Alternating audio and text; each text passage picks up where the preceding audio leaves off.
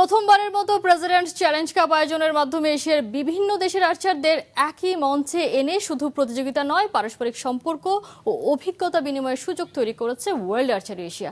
মাছরাঙা টেলিভিশনকে এমনটাই জানিয়েছেন world archery এশিয়ার সভাপতি। প্রতিযোগিতা শুধু পদকের লড়াই নয়, সম্পর্ক গড়ারও একটি বড় উপলক্ষ। সেই লক্ষ্য নিয়ে ওয়ার্ল্ড আর্চারি এশিয়ার উদ্যোগে ঢাকার টঙ্গীতে চলছে প্রেসিডেন্ট চ্যালেঞ্জ কাপ ও জয়েন্ট ট্রেনিং প্রোগ্রাম। ট্রেনিং প্রোগ্রামে আছে এশিয়ার ২৬ দেশের কোচ, খেলোয়াড় ও টেকনিক্যাল অফিসিয়ালরা। আর টুর্নামেন্টে অংশ নিচ্ছেন ১৭টি দেশের আর্চার। স্পোর্টস ডিপ্লোমেসি এমন একটা সাবজেক্ট যে এটাকে সবাই ইউটিলাইজ করতে পারে না। আর্চারি এটা ২০০৬ সাল থেকে করে আসতেছে। আজকে এই ডিপ্লোমেসিটা যদি না ধারণ করতাম তাহলে কিন্তু আর্চারি এই পর্যায়ে আসতো না। প্রেসিডেন্ট চ্যালেঞ্জ কাপ শুধু একটি টুর্নামেন্ট নয়, এটি এশিয়ার আর্চারি পরিবারের মধ্যে পারস্পরিক বিশ্বাস, বন্ধুত্ব ও সহযোগিতার সেতু বন্ধন তৈরি করছে মতামত অংশগ্রহণকারীদের।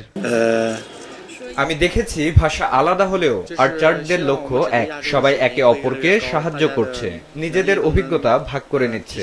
এই বন্ধুত্ব ও সহযোগিতার পরিবেশই ভবিষ্যতে এশিয়ার আর্চারিকে আরো এগিয়ে নিয়ে যাবে। এখানে বিভিন্ন দেশের খেলোয়াড়রা একে অপরের কাছ থেকে শেখার সুযোগ পাচ্ছে।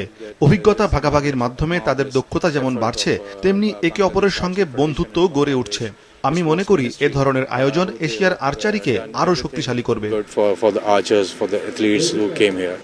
জয়েন্ট ট্রেনিং প্রোগ্রামে অংশ নেয়া দেশি বিদেশি আর্চারদের অনুশীলন দেখেছেন যুব ও ক্রীড়া প্রতিমন্ত্রী। সারা বছর আমাদের জাতীয় পর্যায়ে যে কোনো টুর্নামেন্টে আমাদের খেলোয়াড় অংশগ্রহণ করবে, আন্তর্জাতিক পর্যায়ে আমাদের খেলোয়াড় অংশগ্রহণ করবে।